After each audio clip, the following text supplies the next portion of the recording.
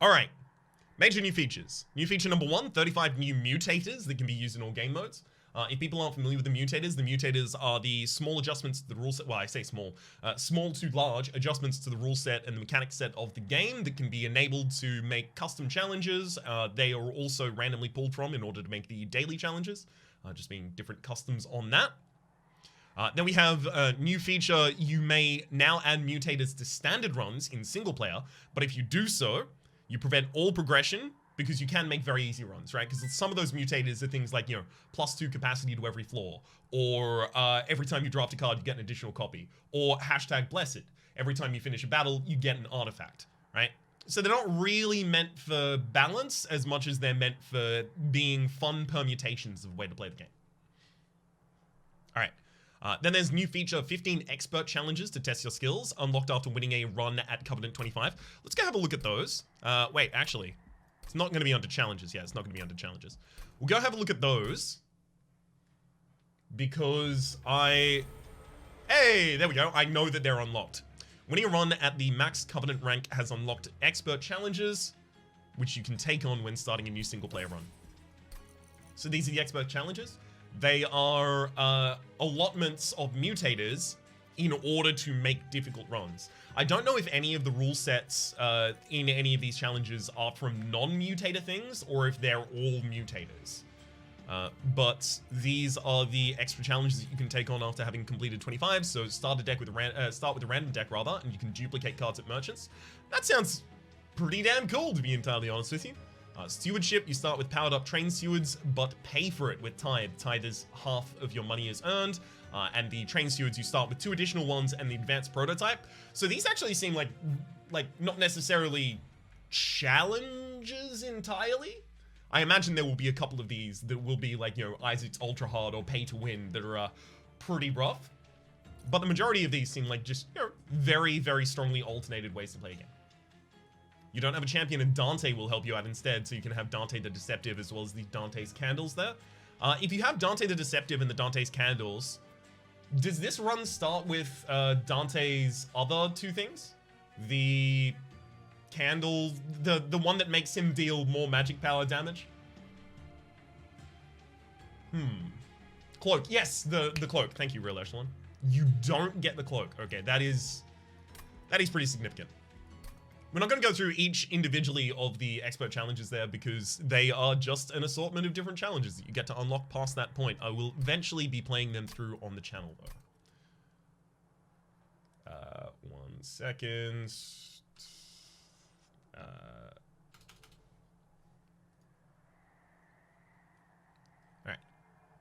All right. We've got the new featured, another new feature rather. Unlockable card mastery frames. Collect them all. Card mastery frames? Is this distinct to having the trims already, the golden cards? Card mastery frame. Oh, card mastery frames. Here we go. Choose a frame to apply to mastered cards. Oh, okay. So your golden cards can instead be different, right? If you've already mastered a card, you have the ability to give it a different back based on these kinds of different things that you might have achieved. So other gold borders. I love it. I love it. I love features like this in a game because it always gives me something to do, something to focus on and get achieved. Super exciting to see those. All right, let's go back to the patch notes. Could you get a Dante event after having Dante in your deck though? I imagine so. I can't see anything that wouldn't be a reason for that. Circuit Blade, very kind of you to say. Did you make sure to have lunch before hopping on here? Got water too. Got water and I had lunch. Made sure to tank up before we started the stream. All right. Then we also have the new features for featured community challenges in the community challenge area, previously named custom challenges. There are a bunch of challenges that both feature that are both featured manually by the dev team and also algorithmically based on popularity, high scores, difficulty, and more. Create some challenges, share them with friends, and see if they get featured. Updates every 24 hours. So we can see that over here in the community challenges. Featured by the devs. Oh! Hey, my one was featured by the devs. Thank you, devs. Very kind of you. That's mine from yesterday, which actually I think went live as a YouTube video this morning if you're watching this on YouTube. Or yesterday morning if you're watching this on YouTube. All I know is that it'll be live on the channel by the time you see this. I think. Alright, then let's go back to the patch notes because this gets to the big crux of it all. Balance. Numerous balance changes, more information on the balance strategy, and a full list of changes is below. So the Clanless gameplay changes. Advanced Prototype now adds 5 attack and 5 health to train stewards on top of its other benefits. Very impactful. Hugely impactful.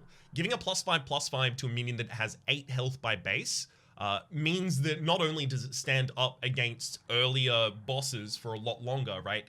Especially in the higher covenants, because the bosses will have, 8, 9, 10 damage for a while. This means if you get the Advanced Prototype as one of your first 2 artifacts, you can have your trained stewards stand up to them for a decent amount longer. It can become really, really, really nutty. Also, you have the ability to add extra stats back onto the trained steward with that +5/+5 already locked in. So they become much more viable by base without having to be upgraded to start becoming viable minions. So I think this makes Advanced Prototype significantly better. Plus the additional hit from Advanced Prototype. Is it now Double Strike? It doesn't say that there. Alright. Automatic rail spikes have now been increased in their damage from 5x to 10x.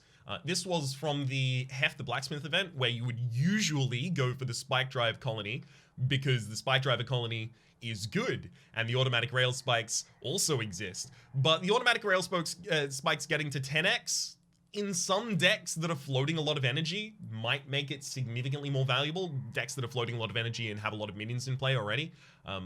I still think the automatic rail spikes are significantly worse than the alternative.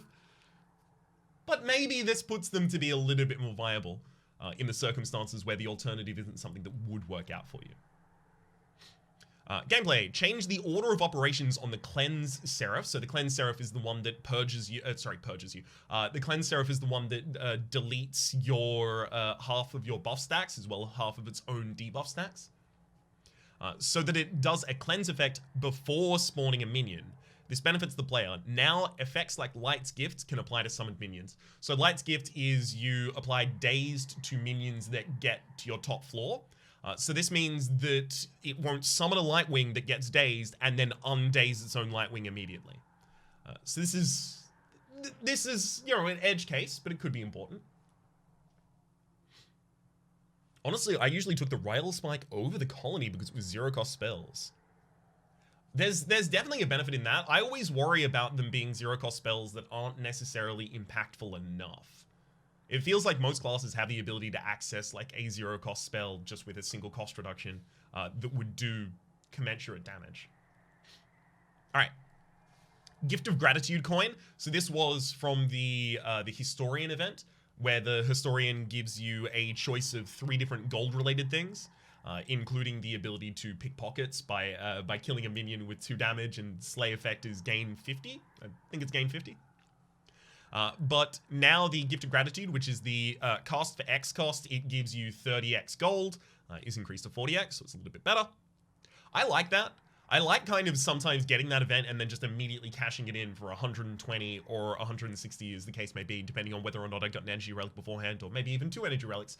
But I like just cashing it in super early rather than just gambling on it, especially because a lot of the time later in the fight, you don't want the pockets because it still needs to be upgraded so that it's actually effective to kill the enemies.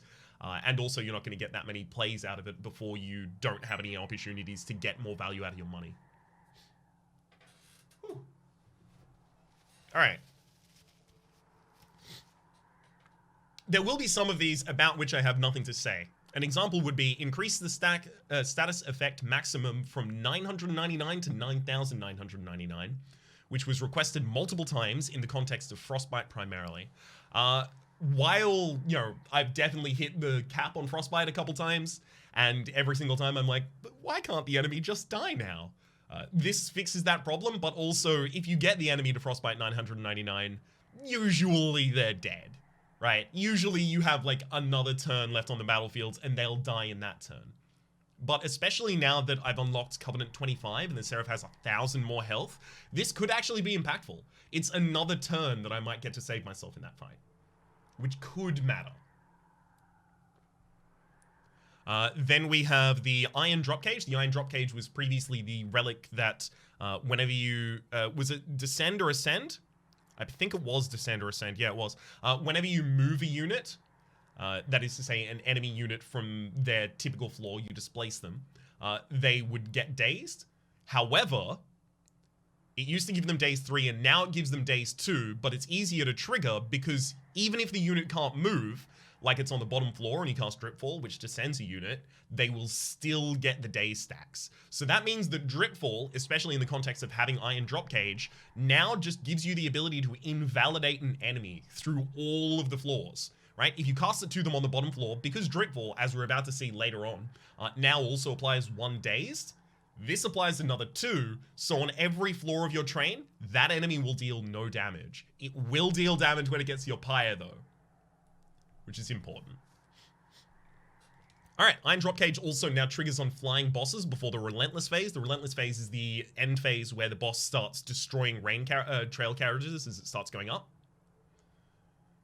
But it's, if you cast a spell on Dripfall on them, yeah, it still triggers on them. Good.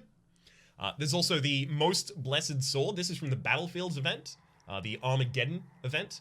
I don't know if I've ever taken the Most Blessed Sword. Like, I think I took it one of the first times, but I don't think I've taken it since the game released. So I'm not sure I have, like, a great grounding on this, but it is that amount of damage to the whole floor. Obviously, it's initially purged, but if you keep it in your deck for 2 fights thereafter, you'll get the Hope for Peace, and then the Hope for Peace means that all purge cards are now consumed.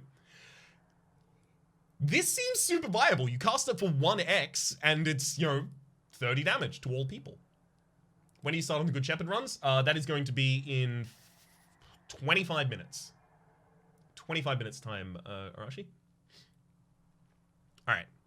Then we have the new status effect, Fragile. If an affected unit takes damage to their health, so not to their armor, but to their health, they die. It appears in several new mutators, and as we're about to see, also appears on a card. Revenge triggers now also happen when the unit takes lethal damage and dies. So this is particularly important for revenge triggers that might be things that buff the unit in particular, especially if you might be then pulling them back from the graveyard with a reform. This is again another edge case, but it could be important in some circumstances. Thy Holiest Shield is another one of the cards from the previous Battleground event, the Armageddon event. Its damage shield stacks have been reduced from 3x to 2x, so it used to give you 3x damage shields, and now it gives you 2x.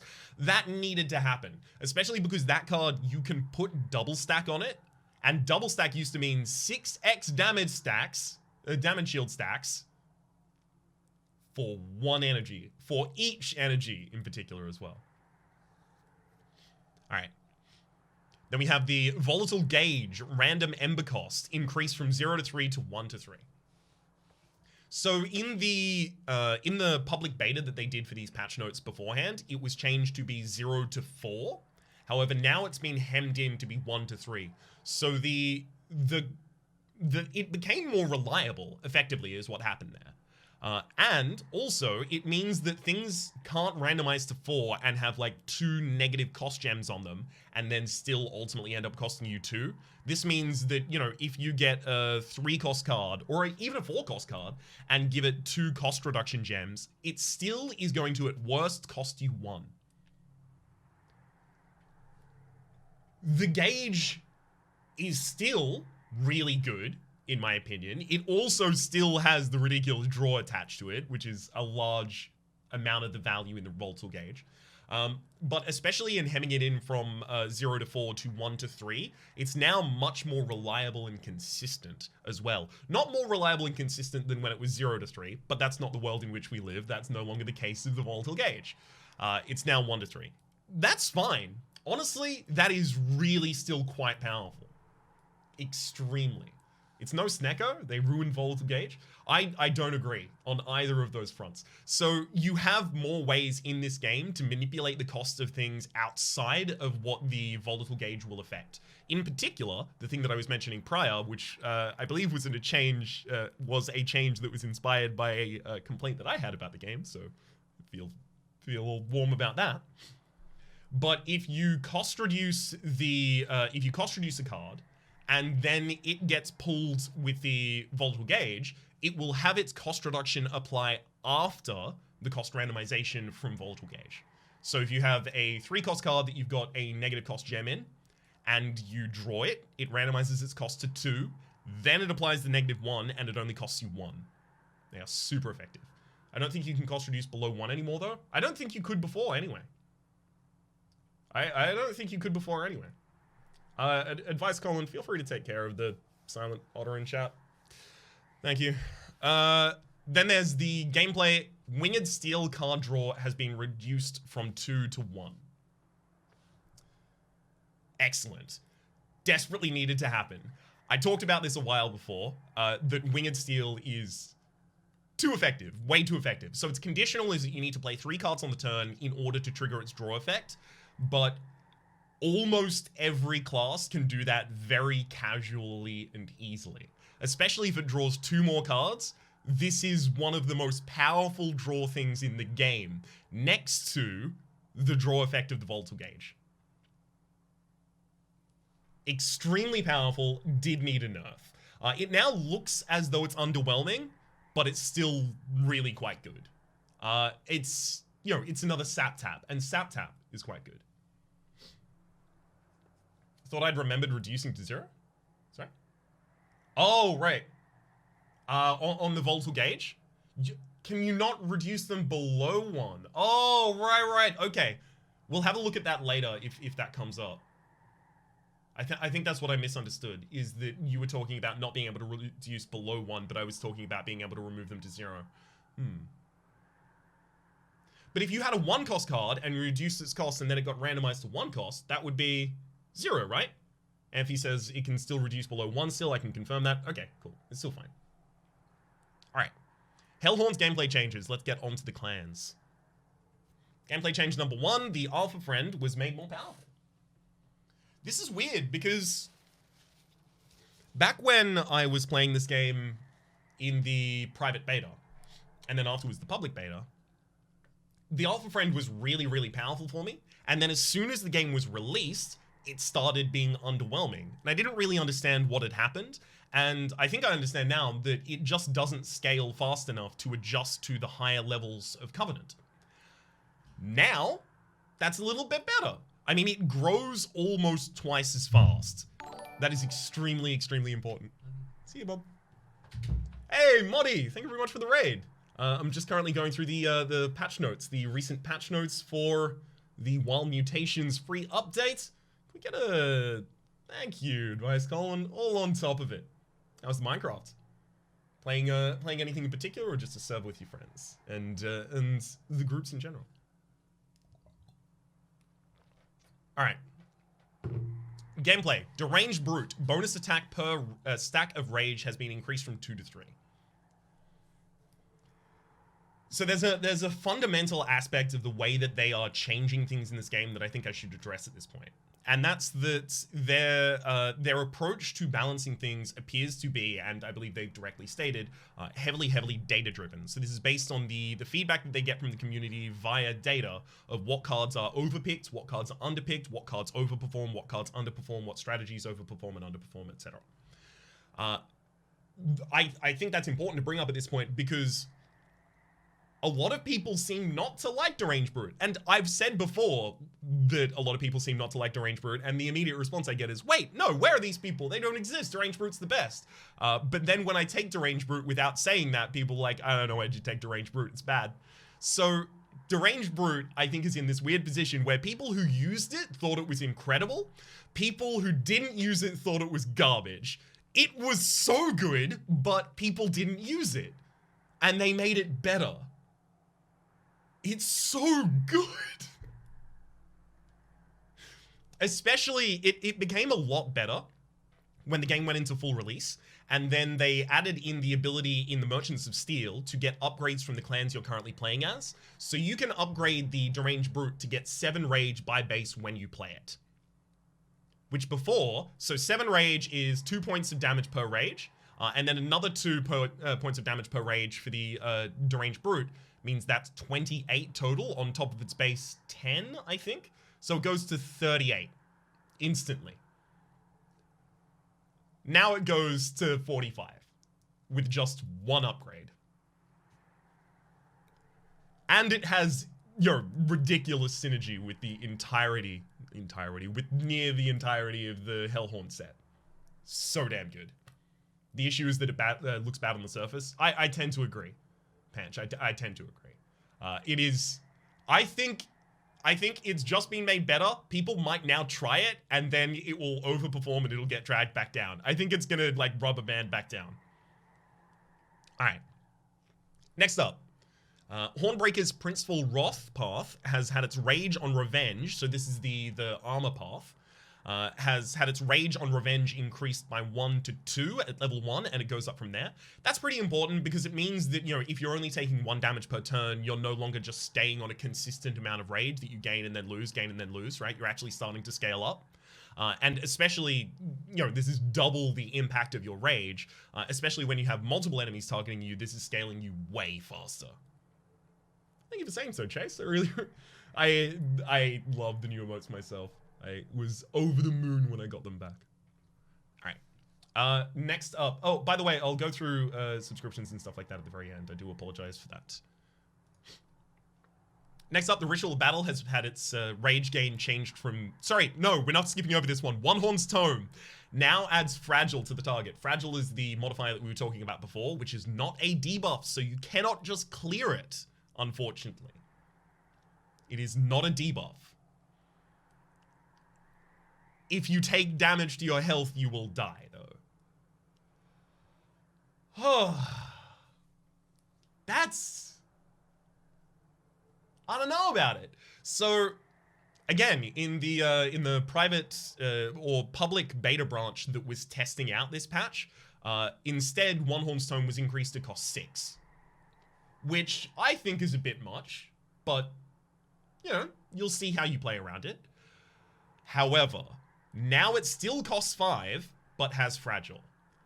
I think if they were gonna add something as significant as Fragile, they probably should have removed one of the costs from it.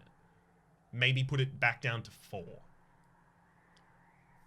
Armor blocks the death. Yes, it is. Fragile isn't too bad, though, since armor, damage shield prevents the death. It does, but you now can't branding right the target that you've done that to, and if you have a slow setup and you need multi-strike on your target and you happen to draw that before you draw your defense, you can be in a pretty harsh situation. It can be real rough. And also, that's actually another really, really good point, advice, Colin. It's now significantly worse on other classes. Which is to say, there are a lot of things that will give you rares from outside your class, and sometimes, specifically the tomes from outside your class. Taking this when you have no access to armor is a great way to kill your own minion. Unfortunate. I think that if they were going to go with the Fragile line, maybe they should have cost reduced it back down to 4. Okay. Welder Helper armor is increased from 15 to 20. So this used to be 10, and I thought it was incredible then. Then it was increased to 15, and I was over the moon. And now it's 20, and I think it's bad. No, now it's 20, and I think it's really, really good. Especially because the Welder Helper imps come in a deck that also comes by base with torches. So you have the ability to play a Welder Helper and then just torch your own Welder Helper if you want to get rid of it.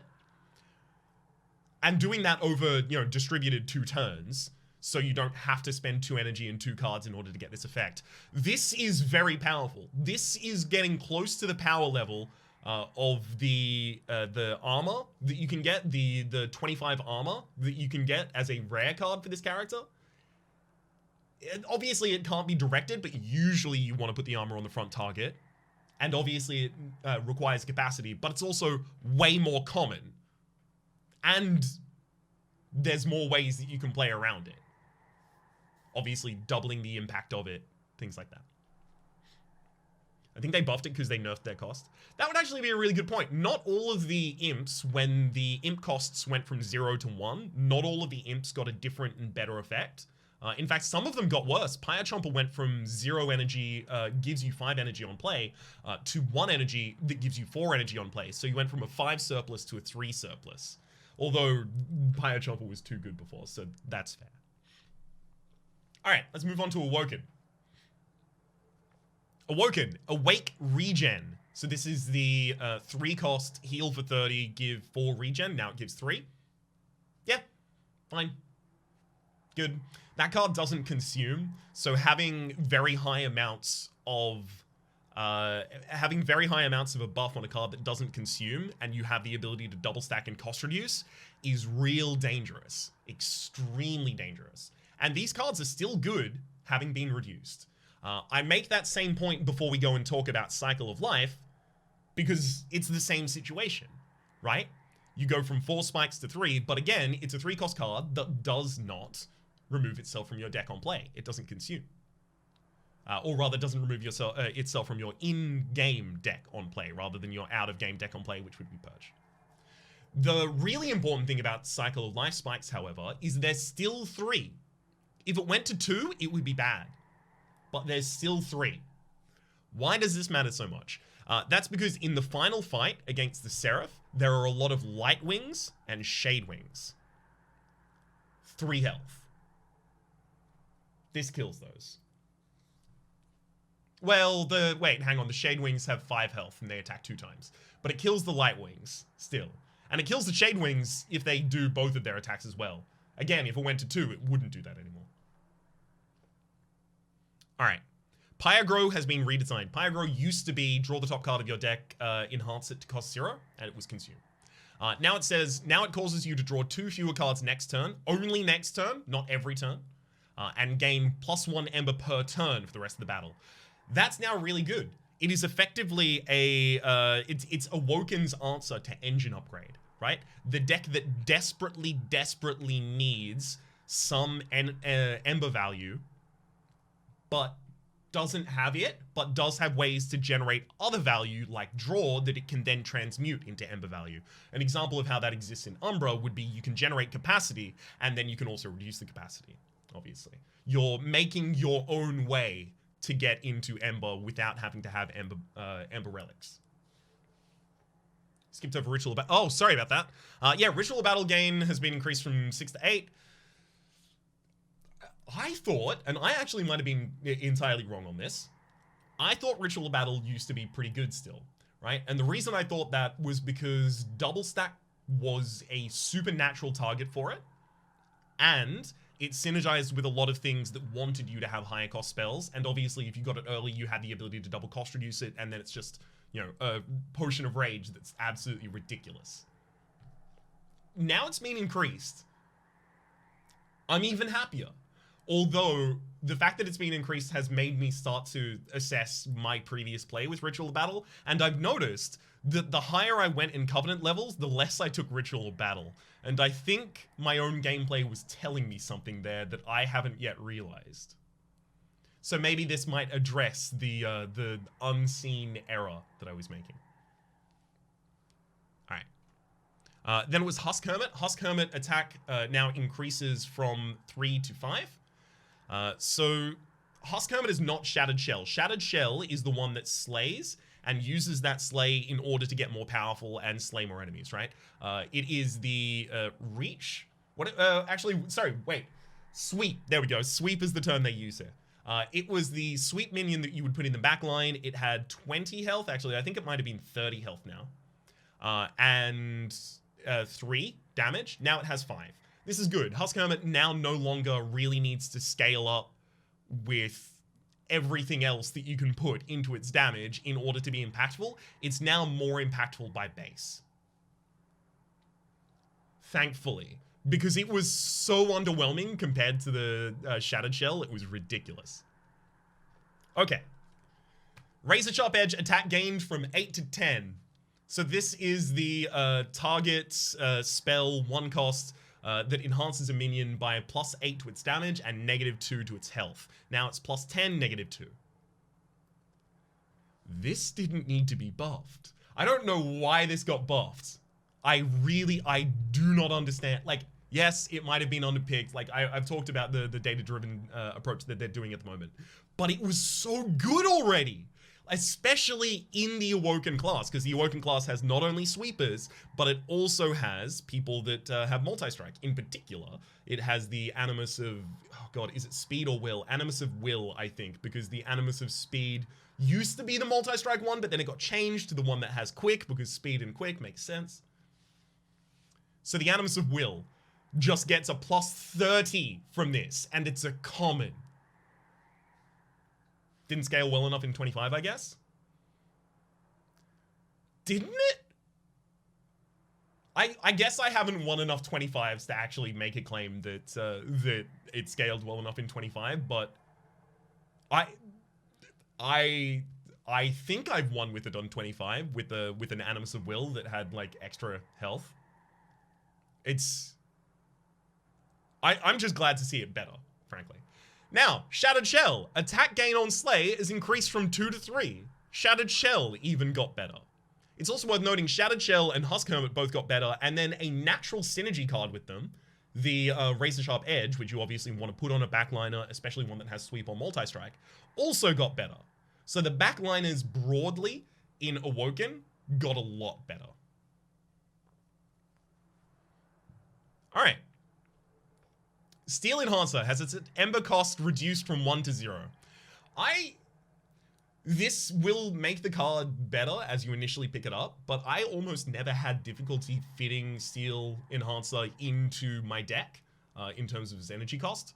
This now means that that's even less of a problem, and also that you don't have to dedicate. Usually what I would do was put a negative cost reduction onto it, or rather a cost reduction onto it. Now, you don't even need to do that. It's already got the impact of that as it's included into your deck. This is really cool. I might end up now just taking every Steel Enhancer I see for a while, just to see how it works out, because I don't have to invest extra into them. And, you know, not having an energy cost, only having the draw cost, they don't compete against each other as much. Sentient's Explosive Path has had its damage increased from 5 to 20 at base 1, and then 30 to 40 at level 2. It hasn't increased at level 3. Super important that it hasn't increased at level 3. Because it was really good at level 3 already. It was, admittedly, a little bit underwhelming unless you got specific support for it at levels 1 and 2.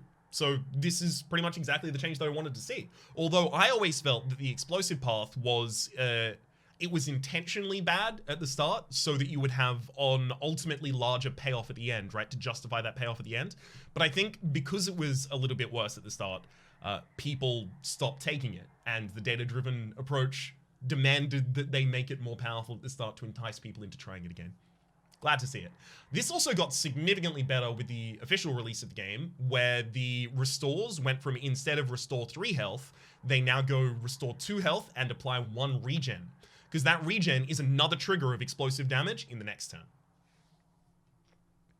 Oh, sorry, or at the end of the battle phase, rather. Vine Mother's health. So Vine Mother is the 0 damage, 20 health, now 40 health minion. It's rare, it costs 2, and it generates not Shiv, Spike? Oh god, what, is it Spike? Sting, there we go, thank you. It generates a Sting on resolve. I think I might be undervaluing the Vine Mother. So I don't really have a great comment about this, other than now it feels like it feels like you less have to protect the Vine Mother from other people, and you can now have the Vine Mother protect other people. Right, so it can be used as a tank that you don't necessarily care if it lives all game, because by the time it dies, it's giving you a lot of value. It's giving you a lot of stings. Then we have the Wilting Sapwood. This is another one of the rare minions, another rare 2-cost minion in particular for the Awoken, that has Revenge, so this is on damage taken, gain 1 Ember. I never found this one particularly impactful. But if you just give it some health, Maybe it's enough to pay for every card in your deck. I've never really tried to run this as a tank, because usually by the time I get to a Wilting Sapwood, I already have a tank. But maybe. This is a little bit more incentive for me. I mean, this is me being affected by the, like, this thing might have not been bad before, but now it's enticing me to actually try it. Stygian gameplay changes. So, number one, gameplay, Gifts Regard has been increased from 2 to 3. This surprises me. This actually surprises me because of that data-driven approach of them wanting to, you know, nerf the things that were overused and power up the things that were underused. Were people overusing Gifts of Regard? Because Gifts of Regard was, you know, draw 3 spells from your deck, give them plus 20 magic power and consume. Now, I think I undervalued it before. A lot of people have made really good arguments that I was undervaluing it beforehand. So maybe the community at large was doing it. Like, draw 3 is pretty good. I've heard Gifts for Regard was super good, but I've never really broken it. Same. I've literally never taken Gifts for Regard. I think I've taken it once, but I didn't play it in that run. I just never ended up playing it. Alright, Glacial Seal Ember cost has been increased from 1 to 2. Necessary. Super necessary. A lot of the totems in Stygian were 1 cost, but they had an outsized impact on your board state. It was too much. These are necessary. Guardian Amulet Sap has been reduced from 3 to 2. So Sap as a feature is very, very dangerous because if you make it easy enough to generate large amounts of Sap, then you can invalidate any flying boss. Just sap them before they come to you. So it's fair to want to play very, very careful about how much sap you allow people to get. You don't want, for instance, a situation where you can sap someone enough times that they can go to your pyre and die there. Consistently. Which I've done consistently before. So I understand the need for this change.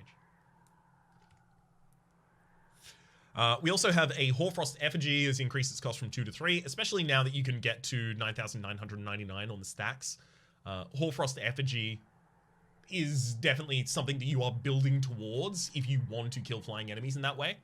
So yeah, cost reduce and a holdover. I don't think it changes the Hoarfrost Effigy build that much, because if you are playing Hoarfrost Effigy every turn, then you're killing in 3 turns time or something like that. Like it's going to be fine. You don't need to really worry about the small value of cost you're losing there. But it does make it worse in a situation where you're not using it as your way specifically to kill a flying boss.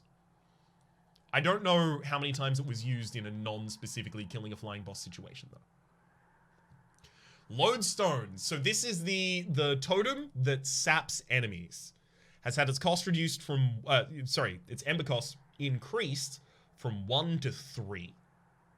Essential. Absolutely essential. Had to happen.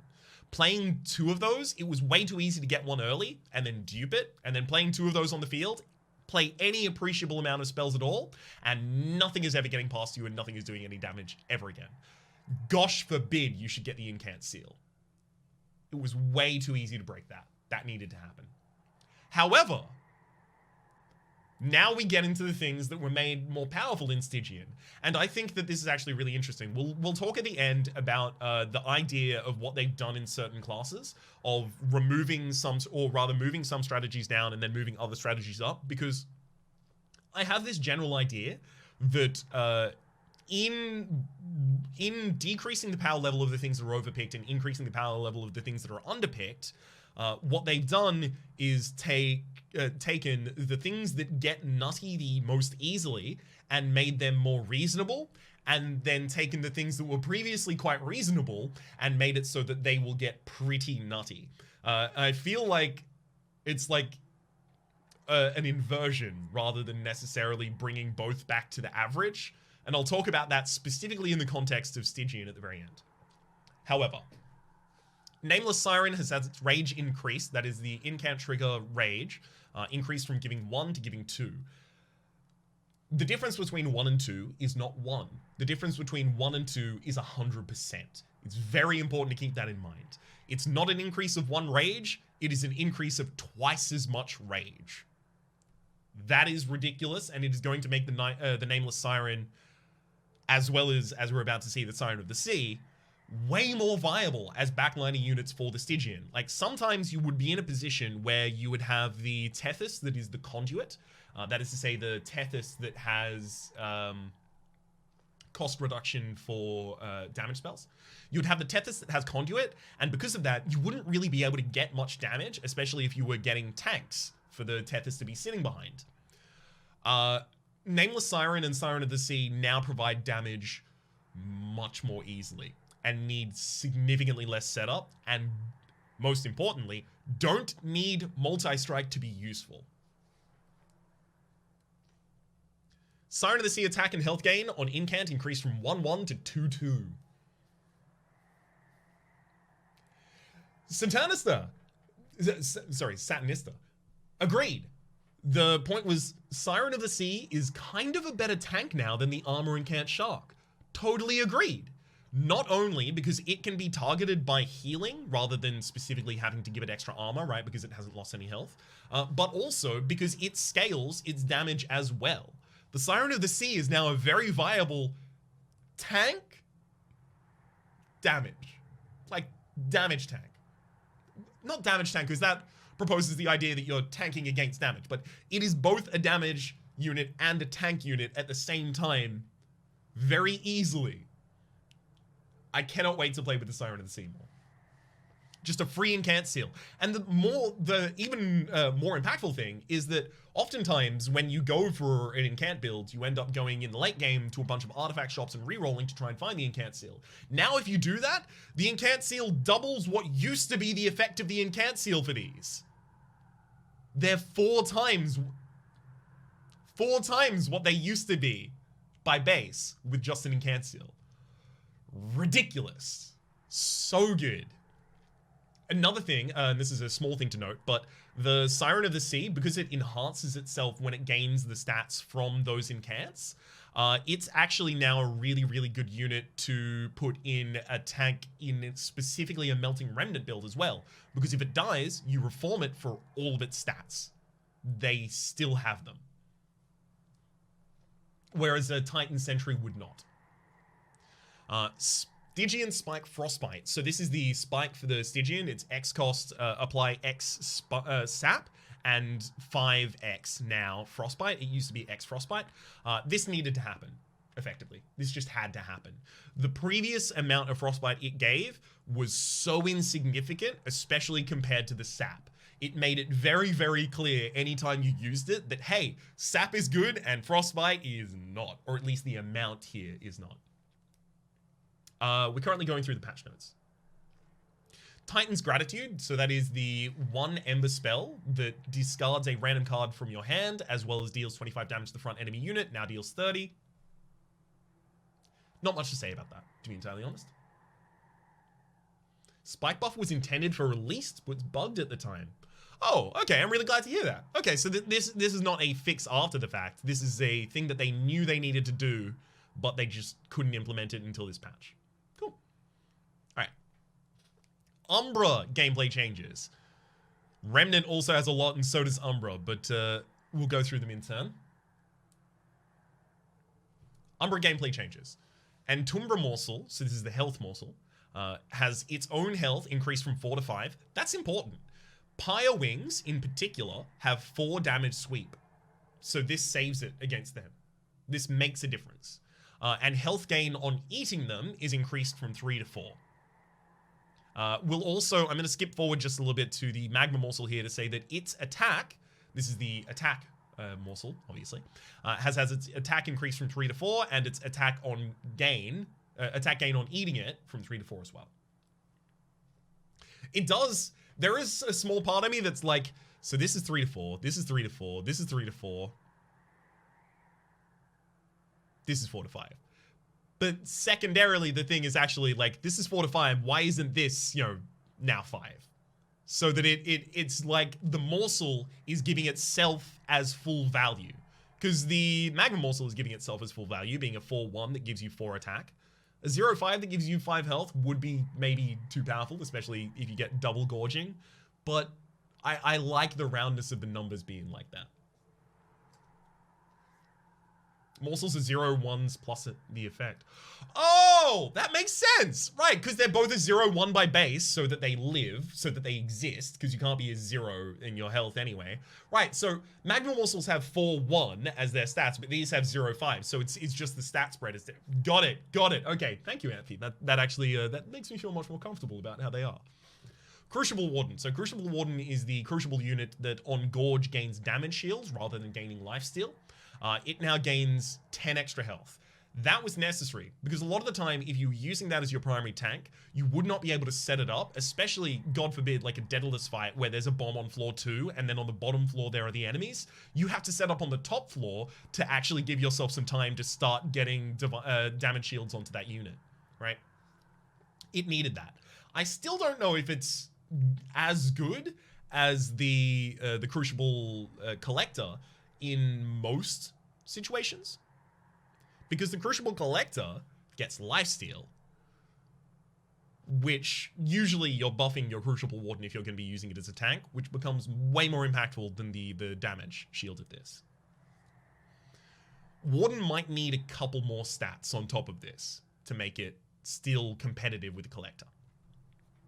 Emberforge has had its capacity reduced from 4 to 3. Cool. Not really much to say about this. It's one size smaller. I guess you can use it to defend a unit by base, like a 2-size unit by base, or a 2-size unit to defend it by base now. It's fine. Warden still seems... Oh yeah, Warden is still way worse than the Crucible Collector. That's what I was trying to go through there. Alright, Furnace Tap Rage has been reduced from 4 to 3. Furnace Tap has historically been quite powerful.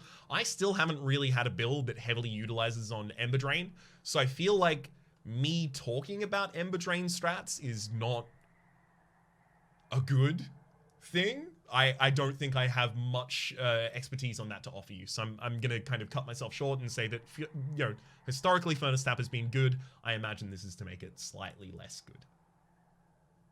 Magma Morsel we went through. Morsel Maker has had its attack increased to 5, as well as the health increased to 15. I think this is part of a recognition of the fact that Umbra has very few backline units, right? Because Umbra's backline is oftentimes morsels that are about to be eaten. But what are the actual units that you put in a backline, right, in Umbra that do damage? The Architect Penumbra. So it's really good now that there's the Morsel Maker that does a little bit of damage, so it has the ability to get the, it has the ability to kill the second liner, right? The Absolver that's about to give you Scourges kills that. What are they called? The 6/2s kills those. Allied Construct is not a backliner. It has to be a frontliner, because if you do not if it can't gorge, it cannot attack. So it has to be a frontliner. All right. Next up, morsels. This is really important as well. Morsels that get eaten no longer count as deaths for harvest or other mechanics. Very, very important. I believe the other mechanics include Extinguish. So for example, Molded Braces, which give every one of your units Extinguish, give the front friendly unit 5 armor, will no longer give a ridiculous amount of armor to the front friendly unit whenever anything gets eaten.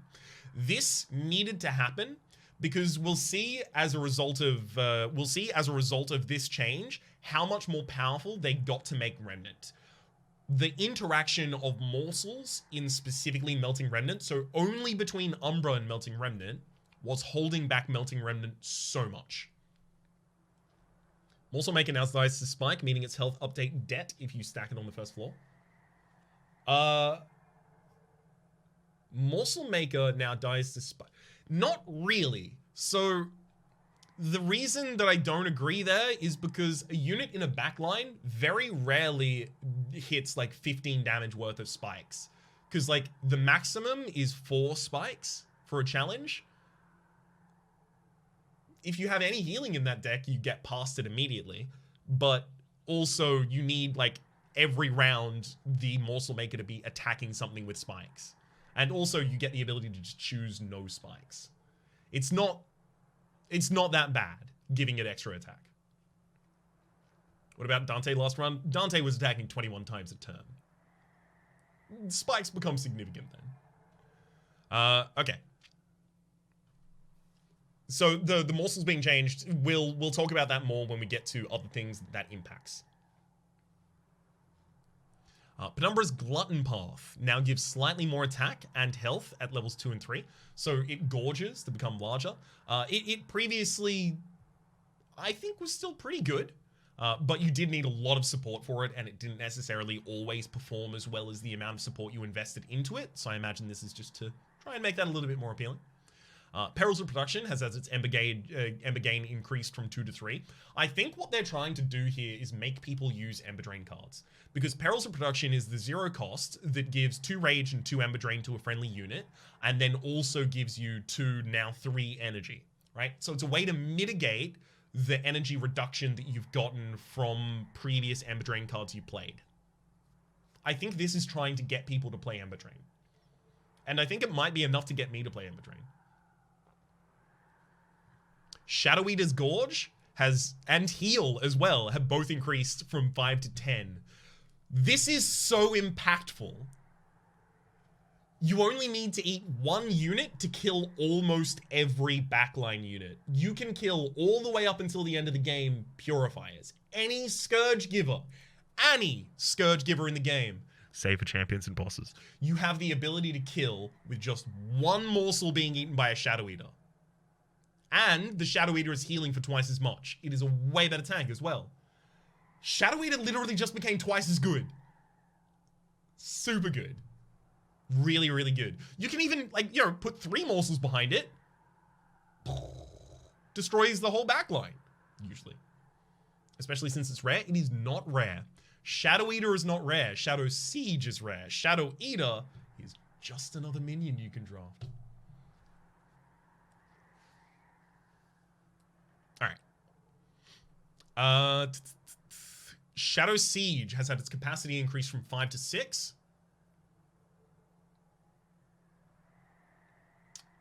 I never got to play with the Shadow Siege yet.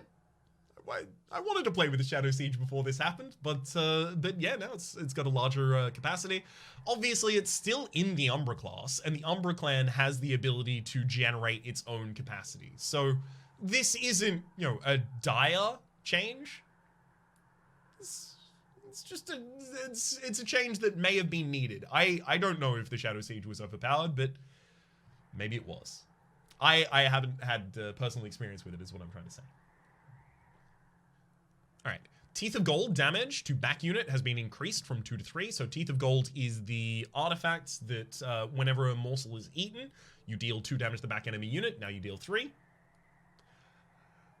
It gives you a little bit more. Again, I think this is about trying to address the lack of damage to the back line that Umbra has. It's a very small adjustment for it, but it's good.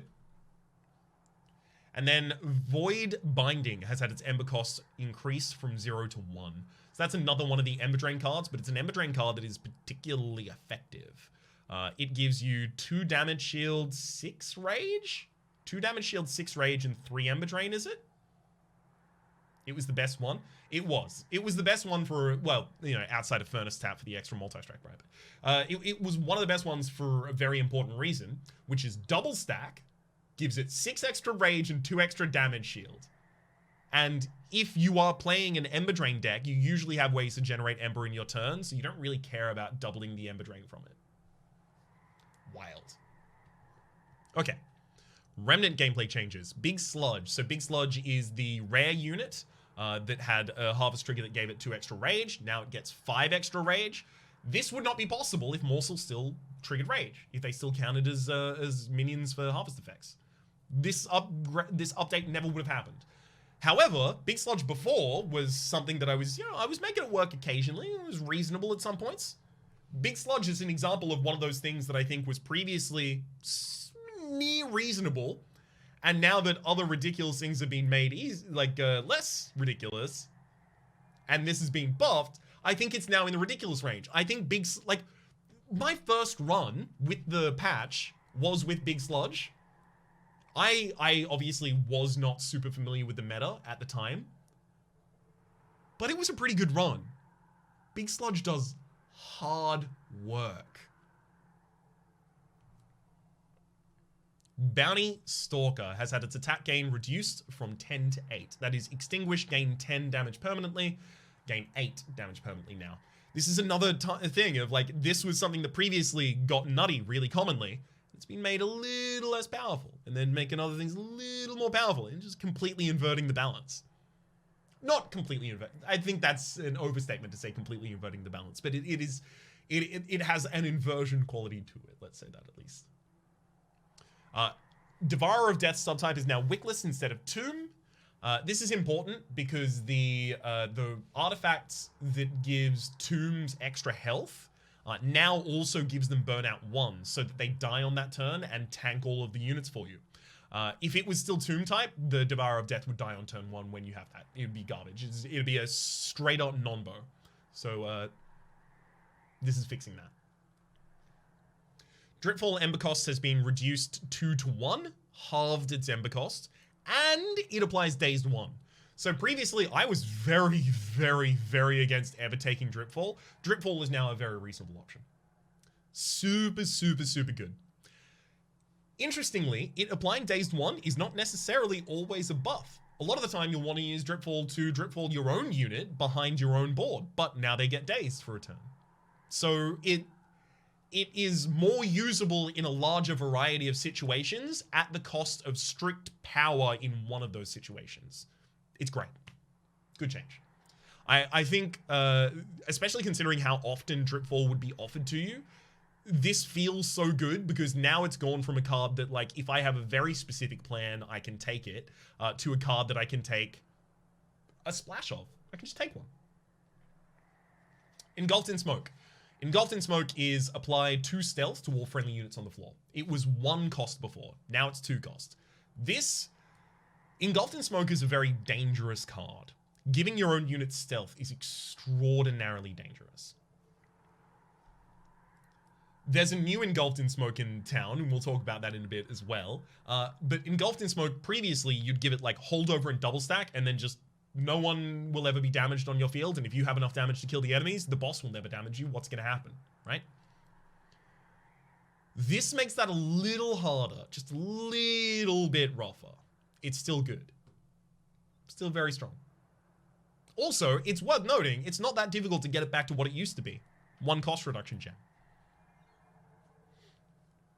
I did, Thor. I did.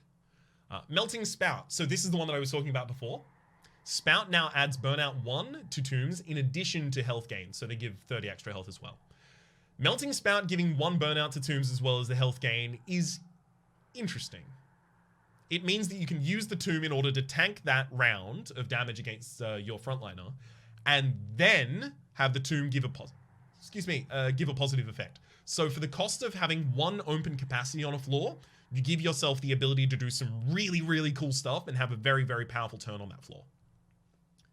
However, the most important thing it can do is going to be talked about in a moment. Still holding out before I talk about that. Molten Encasement, Stealth, on death, increased from 1 to 2. Let's talk about it now, because Molten Encasement was a Tomb unit. It used to be 0 health, 5 damage, 0 damage, 5 health. Had Extinguish, give all friendly units Stealth 1. Now, it gives them Stealth 2.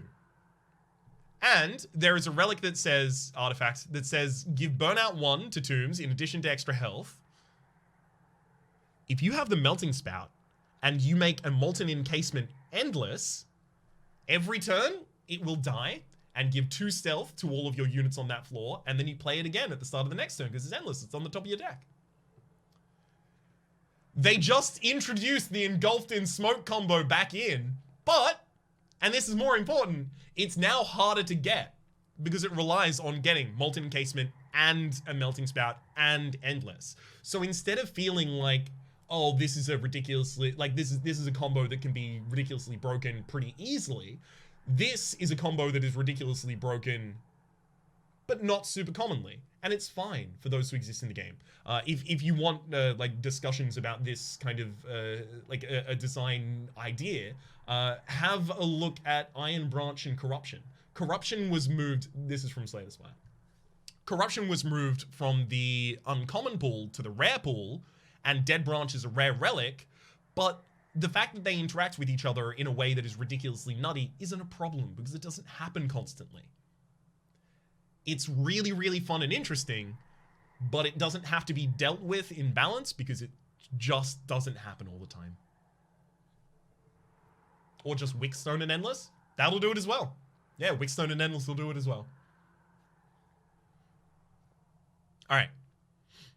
Then Paraffin Enforcer's Rage on Strike, or Rage Gain on Strike, has been increased to 3. I always liked the idea of getting a Paraffin Enforcer to be quick, put it in the back line of a floor that has a bunch of burnout units on it.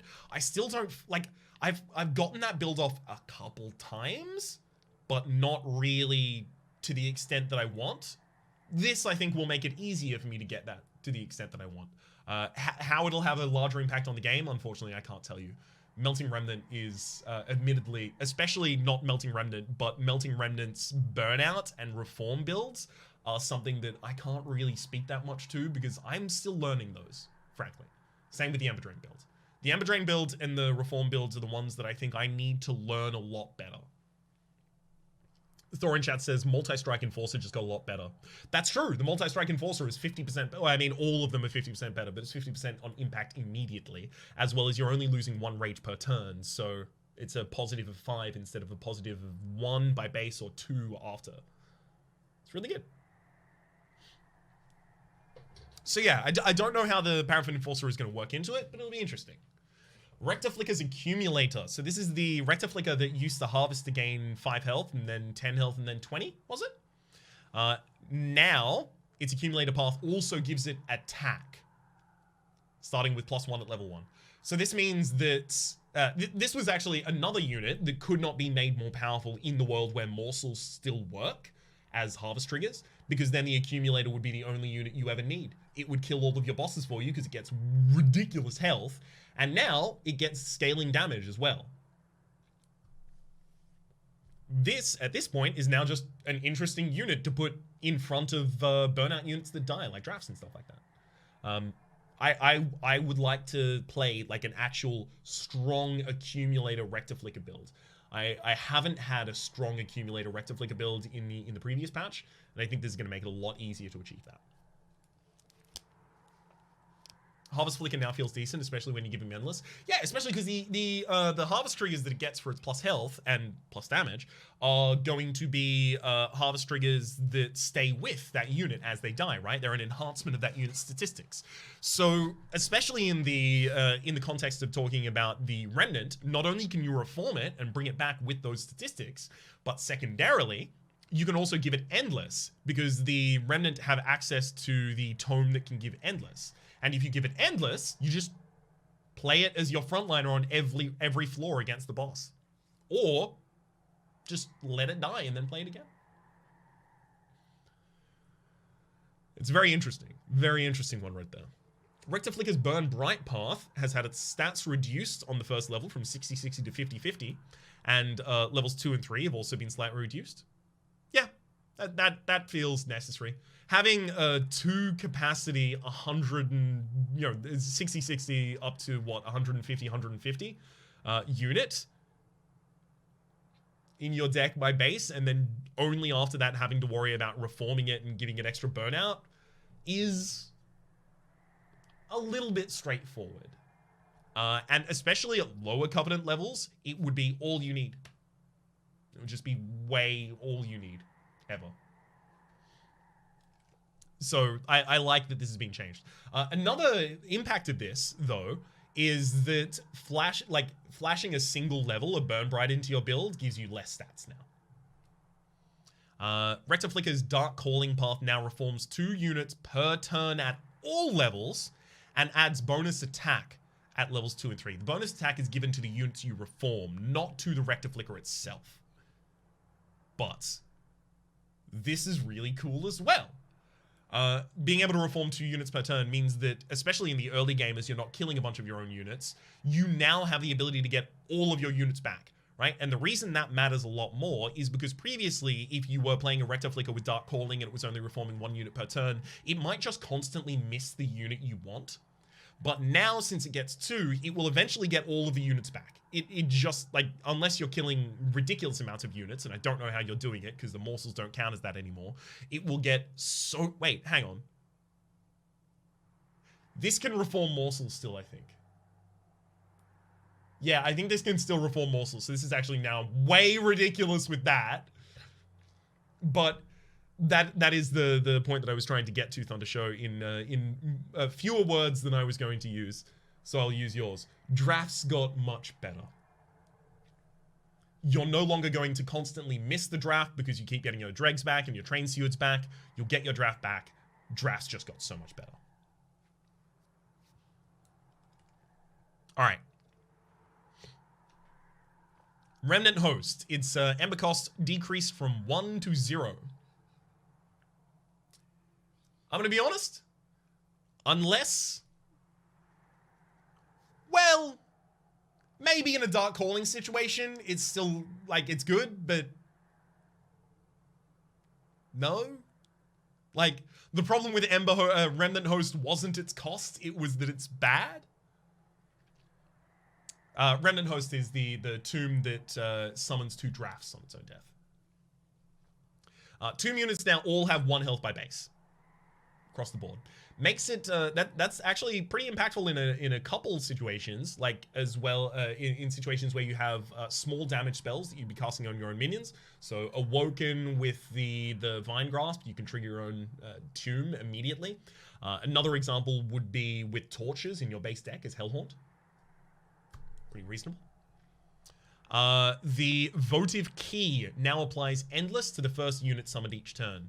Which means if you get the Votive Key, you can just throw down your accumulator and give it Endless. And then if it gets back to your deck and it doesn't have Endless anymore, well then you play it first and it has Endless again. Votive Key is ridiculous. But I think it needed to be. Because Remnant is not just about reforming. Reforming is one of the ways it accomplishes the thing it is about, which is unit deaths, impact on unit deaths, and bringing those units back.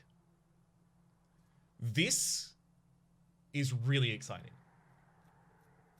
That is going to result in some really, truly nutty stuff. Wickless Baron has had its attack gain increase from 1 to 3. So Wickless Baron previously had, on Harvest, gain 1 damage and 3 health, rather. Which was too slow for its damage. It was just too slow for the damage to be growing for that minion, for it to be significantly powerful. Well, now, because it doesn't have to worry about the morsels, because if you could have put morsels into the Wickless Baron, right, and get the harvest triggers off of that, it would have just been a really good Gorge unit that also says harvest instead of Gorge, right? +3/+3. Now you can actually give it 3 to its attack on each of those harvest triggers because you don't have to worry about it ridiculously abusing that. This is now a very usable unit as well. It's especially usable as a tank in a situation where it becomes not only a tank but a damage dealer. Seems super useful. Not ridiculous by any stretch of the imagination. I mean, although giving it multi-strike is now significantly more impactful. But it's now something that I will actually notice when it comes up as a card, rather than going, oh, this pack is empty of cards. Wickless Tycoon, its base stats. So Wickless Tycoon is the one with Harvest gain 5 gold for unit deaths. Its base stats increase from 320 to 1025. That's pretty significant. I don't use the Wickless Tycoon often, but I may be in a situation where I'm quite powerful already. It's easier for me to splash into the build, but if I'm already quite powerful, it doesn't really make a difference. Like the situation where the Wickless Tycoon was good, it's still good in, and the situations where it previously was bad, it's still bad in. It's got slightly better stats. I don't think that's enough. Alright. Here's all the new mutators. Okay. There we're down to the changes and bug fixes. I'm not going to go through the mutators. The mutators are just different ways to play the game. They all got added into the game. There's not really a huge amount of discussion to have on these. These are just things to experience. We'll have a look to see if any of these are relevant to us. Change in bug fixes. Bug fixes don't allow a choice to close in the deck screen until the card is selected. No, don't prevent lifesteal if all damage was blocked by armor. Don't prevent lifesteal if damage... Oh, okay, cool. Yeah, didn't even know that was the case before. Fix the bug in... No. Fix the bug permanent... No. I don't think any of these are actually relevant. These seem... Yep. These seem broadly not relevant to the other changes. Okay. So let's go back and start talking about the overarching things that I was talking about at the time, right? About how in certain clans they've reduced the power level of some things and increased the power level of other things in a way that, especially shown in Stygian, transforms the way in which that class gets played. So Hellhorned, not really.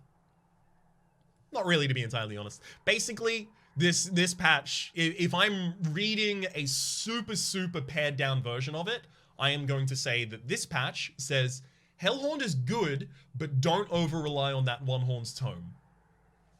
That's what all those words there say. If I have to give you like a small narrative summation, that's what I'll give you. Well, we can talk about that, Amphi. Awoken. Awoken says, please stop only using the champion and Thorned Hollow. Use anything else. That's what that says. That says, use the other frontliners. Use the other backliners. Just stop using the sentient Thorned Hollow.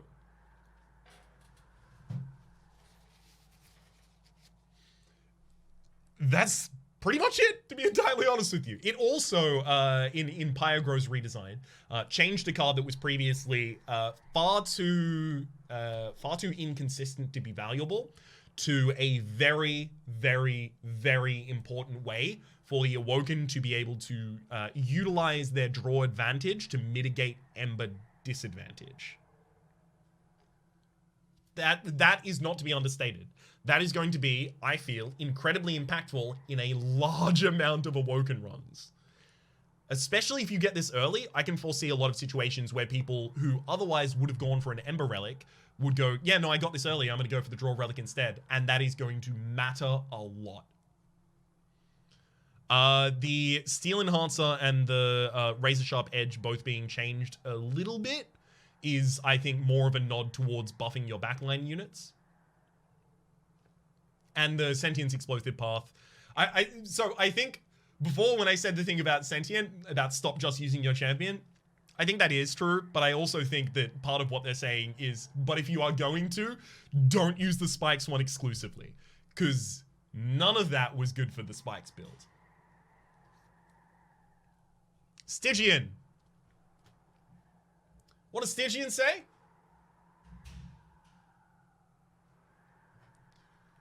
Stygian says this. Hey, Rhapsody. That's right, Stygian is talking directly to me. Hey, Rhapsody. Stop waiting until you get a Titan Sentry or a Guard of the Unnamed before you start actually playing the game when you play Stygian. Because you are killing a lot of your runs by waiting for one of those units and dying when you don't get it. Use the other units! Also, it says, your backline units are really powerful and they don't all have to be totems. It also says Conduit, the Conduit Tethys is a lot better. It used to be that the Conduit Tethys was difficult, especially early, especially in higher Covenants, because it doesn't have the Frostbite and it doesn't have the spell weakness, so it doesn't scale its damage as well as the other two. Now it does, because the Siren of the Sea and the Nameless Sirens scale ridiculously. Alright. This patch also says, hey y'all, sap is overpowered. We know. So they're making sap harder to achieve. Necessary. Umbra!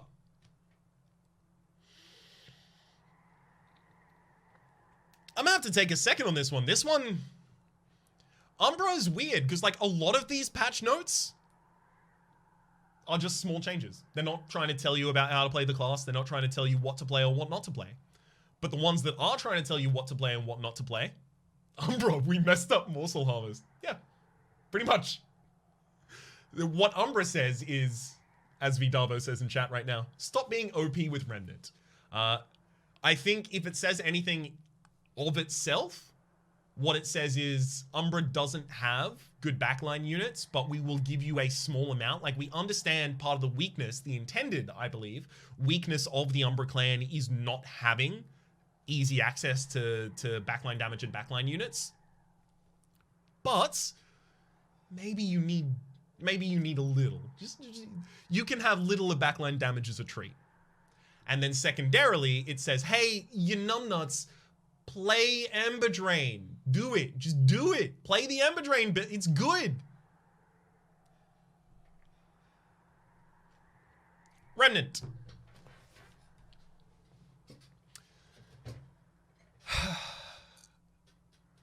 What doesn't Remnant say? What doesn't it? I think Remnant right now says, you've all been playing Remnant wrong. Not everyone, obviously. There are like a few specific examples of people who haven't been playing Remnant wrong. But it does say a lot of the units that you thought were garbage should be used. Let's make them usable. Tombs are good. Not all of them across the board, but tombs are a lot better now. Tombs are now on the same level as you would think of things like imps. You splash them into your deck for value, right? They're a spell. They're a spell that takes a minion slot, right? Rather than being previously what they were, which is just awful minions. Remnant is also begging you to just slap one Rectiflicker Dark Calling in pretty much any of your builds, right? Your Rectiflicker can be double Accumulator and one Dark Calling, or double Burnt Bright and one Dark Calling, because Dark Calling from the base, giving you 2 reforms every turn, is really good. It's very, very good. I would not be surprised to see, like, most Rectiflickers from this point on not pure build their Rector. Instead, to flash another choice. Just as Tom summarizes it perfectly with, Rectiflicker now has choices other than Burn Bright. Agreed, frankly. Agreed. Also, in making the Wickless Barons attack higher, it's actually made the Wickless Barons something that I think that I can sincerely utilize as a frontliner unit rather than feeling bad to have to utilize it as a frontliner unit. All right.